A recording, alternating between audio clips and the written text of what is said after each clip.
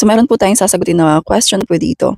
Ma'am, sponsored po ako ni BF, Pinoy, employed in Cambodia. Papunta doon. Tumawag po siya sa embassy doon, sabi, di daw po siya ma-issuehan ng affidavit of support since hindi naman daw kami mag-asawa pa.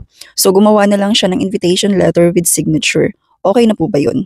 I suggest na yung invitation letter po na merong pirma niya ay ipa-notarize niya po yun para ma-legalized po yung signature niya.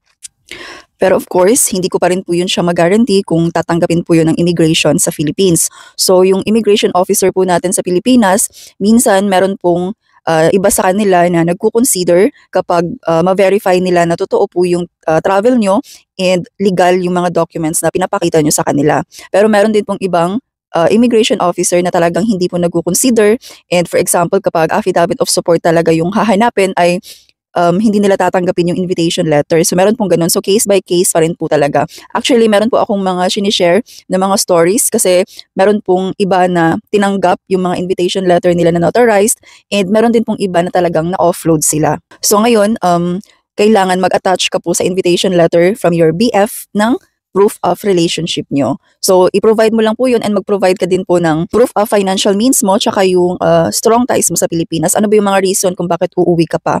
Para at least mabigyan ka ng chance ng immigration na paalisin papuntang Cambodia.